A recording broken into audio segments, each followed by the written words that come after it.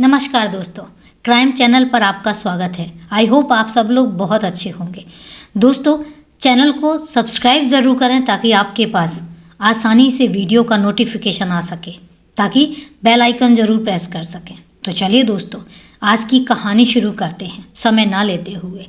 आजकल तकरीबन हर कोई सोशल मीडिया पर खास तौर पर फेसबुक, ट्विटर और व्हाट्सएप पर मौजूद है। कई लोगों के लिए इन साइटों पर रहना ज़रूरत की बात है, तो ज़्यादातर लोग इनके जरिए अपना वक्त काटते हैं। हैरानी की बात है कि अब तेज़ी से लड़कियां भी फेसबुक पर दिख रही हैं। बड़े शहरों की लड़कियों को पछाड़ते हुए अब देहातों और कस्बों की लड़कियां भी फेसबुक पर अकाउंट खोलकर दोस्त बनाने लगी हैं और उनसे चैट यानी लिखित बातचीत करने लगी हैं। फेसबुक पर दोस्त बनाकर उनसे चैट करने पर घर वालों को भी कोई खास ऐतराज़ नहीं होता, क्योंकि उन्हें स्मार्टफोन और कंप्यूटर की ज़्यादा जानकारी ही नहीं होती है। इसलिए लड़कियां बेखौफ होकर अपने फ्रेंड्स और बॉयफ्रेंड के साथ बातें करती हैं। ये बातें कभी कभी ऐसे जुर्म की भी वजह बन जाती हैं जिससे नादान लड़कियां मुसीबत में पड़ जाती हैं। इसलिए अब ज़रूरी हो चला है कि फेसबुक का इस्तेमाल सोच समझकर और एहतियात बरतते हुए किया जाए, नहीं तो हालात मध्य प्रदेश के इंदौर की प्रिया रावत जैसे भी हो सकते हैं। 17 साल की प्रिया रावत इंदौर के गीता नगर इलाके के कृष्णा नगर अपार्टमेंट में तीसरी मंजिल पर रहती थी। हाई स्कूल में पढ़ रही प्रिया रावत पढ़ाई की अहमियत समझती थी, इसीलिए इंजीनियर बनने की अपनी ख्वाहिश पूरी करने के लिए उसने अभी से आईआईटी की भी तैयारी शुरू कर दी थी और कोचिंग क्लास में जाती थी। प्रिया रावत के पिता श्याम बिहारी रावत एक कोचिंग इंस्टीट्यूट में काम करते हैं और मां किरण पेशे से ब्यूटिशियन हैं। हालांकि ये लोग कोई बहुत बड़े रईस नहीं हैं, लेकिन इज्जत के गुजारे लायक कमाई आराम से हो जाती थी। प्रिया रावत इन दोनों की इकलौती बेटी थी। दूसरी लड़कियों की तरह पूजा भी फेसबुक का इस्तेमाल करती थी और उसके कई दोस्त भी बन गए थे। प्रिया रावत जानती थी कि फेसबुक पर लड़कों या अनजान लोगों से दोस्ती करना अब खतरे से खाली नहीं जाता, इसलिए वह ऐसी फ्रेंड्स रिक्वेस्ट मंजूर ही नहीं करती थी जिनमें सामने वाला जान पहचान का ना हो। एक दिन प्रिया रावत को प्रियांशी नाम की लड़की से फ्रेंड रिक्वेस्ट आती है, तो उसने उसे मंजूर कर लिया क्योंकि प्रियांशी लड़की थी और उसकी प्रोफाइल भी प्रिया रावत को ठीक ठाक लगी। धीरे धीरे प्रिया रावत और प्रियांशी की फेसबुक पर दोस्ती गहराने लगी और दोनों चैटिंग करने लगी। इस दौरान रावत ने प्रियांशी के कई दिली बातें भी की और अपना और अपनी मम्मी का मोबाइल नंबर भी उसे दे दिया। लेकिन एक दिन प्रियांशी की हकीकत प्रिया रावत के सामने खुल गई कि वह लड़की नहीं बल्कि लड़का है। उसका असली नाम अमित यादव है। वह 24 साल का है और पेशे से सॉफ्टवेयर इंजीनियर है।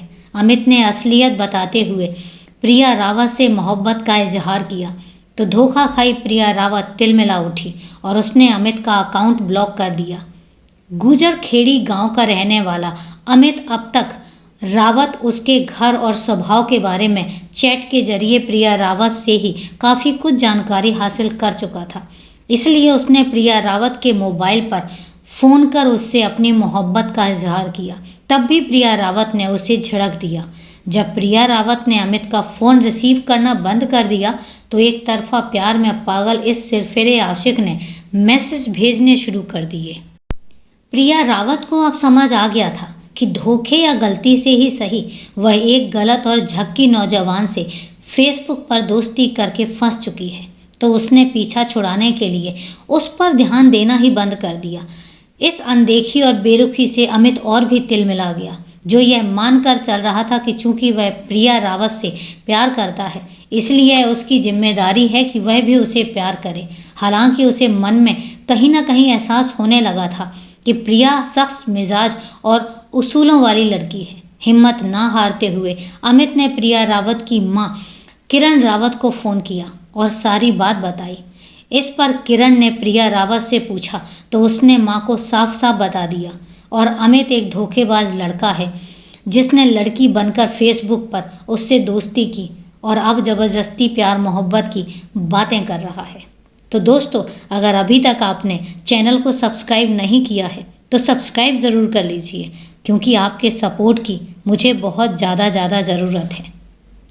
माँ किरण ने आजकल के ज़माने को देख शुरू में तो बेटी की तरह ही अमित को झिड़क दिया।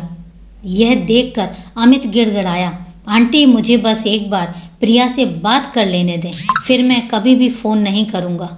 दुनिया देख चुकी किरण यहीं गच्चा खा गई। उन्होंने सोचा था कि लड़का एक तरफा प्यार में पागल हो गया है और कहीं ऐसा ना हो कि गुस्से में आकर बेटी को कोई नुकसान पहुंचा दे। इसलिए जब 27 सितंबर 2016 की सुबह उसका दोबारा फ़ोन आया तो उन्होंने उसे घर आने की इजाज़त दे दी, किरण इस शर्त पर कि बात दरवाजे के बाहर ही होगी। अमित तो मानो इसी फिराक में था, इसलिए वह किरण की हर जगह बात मानता गया और सुबह के तकरीबन 10 बजे उनके घर पहुंच गया। जब किरण ने उसे दरवाजे से ही टरकाना चाहा तो वह फिर दुखी होने की एक्टिंग करते हुए बोला, यहाँ बाहर खड़े खड़े क्या बात होगी, अंदर आने दें तो इत्मीनान से बात कर लूँगा। किरण ने उसे अंदर आने दिया। अंदर आकर अमित ने बाथरूम जाने की बात कही और बाथरूम में चला भी गया। अंदर कमरे में प्रिया रावत स्कूल जाने के लिए अपना बैग लगा रही थी कि अमित ने बगैर कुछ कहे मौका दिए पीछे से चाकू निकालकर उस पर जानलेवा हमला कर दिया। प्रिया रावत हमले से घबराई और चीखी तो किरण अपने कमरे की तरफ भागी, जब तक कि वह अमित प्रिया रावत पर चाकू से दर्जन भर वार कर चुका था, जो पीठ के अलावा पेट, सीने और चेहरे पर लगे थे।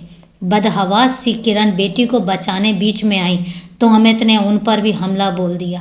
मौका पाकर प्रिया रावत बाथरूम में जा घुसी और डर के मारे भीतर से दरवाज़ा बंद कर लिया। शोर सुनकर अपार्टमेंट्स के कई लोग किरण के फ्लैट की तरफ भागे तो उन्होंने हाथ में चाकू लिए एक नौजवान यानी अमित को भागते हुए देखा। दूसरी मंजिल पर आकर जब उसने भीड़ देखी तो अपने बचाव के लिए वह नीचे कूद गया। इधर लोग किरण के घर की तरफ गए और हालात देखकर बाथरूम का दरवाज़ा तोड़ा।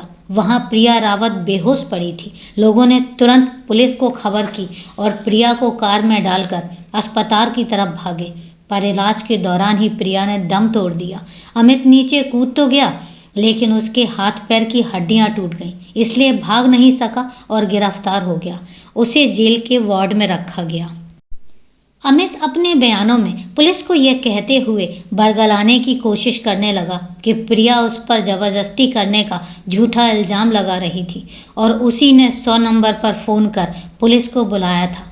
पर यह बहानेबाजी ज़्यादा नहीं चली और जल्दी ही एक तरफा प्यार में पगलाए इस आशिक का जुर्म सामने आ गया।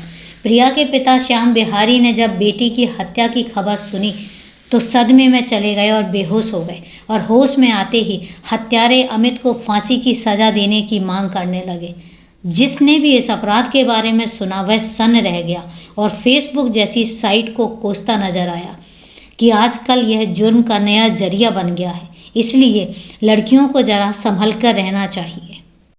बात सच भी है, क्योंकि लड़कियां फेसबुक पर ज़्यादा से ज़्यादा फ्रेंड्स बनाना कर अपनी शान की बात समझती हैं। हालांकि प्रिया ने अमित को लड़की समझकर उससे दोस्ती की थी, पर इस हादसे से लगता है कि फेसबुक का इस्तेमाल करते समय लड़कियों को कुछ बातों का ध्यान रखना चाहिए, नहीं तो वो भी प्रिया की तरह किसी गलत हादसे या जुर्म का शिकार हो सकती हैं। यह ज़रूरी नहीं है कि फ्रेंड रिक्वेस्ट भेज रही है ये हकीकत में लड़की हो, इसलिए उसे प्रोफाइल की बारीकी से जांच कर लेनी चाहिए कि फैमिली फ़ोटो डाले गए हैं या नहीं, कितने फ्रेंड्स कॉमन हैं। अगर कॉमन फ्रेंड्स ना हो या कम हो तो भी फ्रेंड रिक्वेस्ट को कबूल नहीं करना चाहिए। किसी भी अनजान शख्स की फ्रेंड रिक्वेस्ट कबूल ना करें।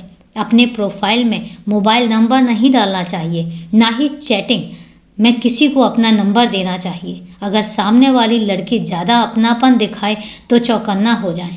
अक्सर जब दो अनजान लड़कियां दोस्त बनती हैं तो एक दूसरे से यह ज़रूर पूछती हैं कि तुम्हारा कोई बॉयफ्रेंड है क्या, तुमने कभी सेक्स किया है क्या। ऐसी बातें करने वाली लड़की को भाव नहीं देना चाहिए। घर का पता किसी को ना दें, फेसबुक का पासवर्ड भी किसी को ना दें। तो दोस्तों, ये थी पूरी वारदात और कैसे एक फेसबुक रिक्वेस्ट से एक लड़की की जान चली गई। तो दोस्तों, आपकी इस वारदात के बारे में क्या राय है, आप ज़रूर बताइएगा। तो चले दोस्तों, मिलते हैं फिर कल एक नई कहानी के साथ। तब तक के लिए अपना ख्याल रखें। नमस्कार दोस्तों।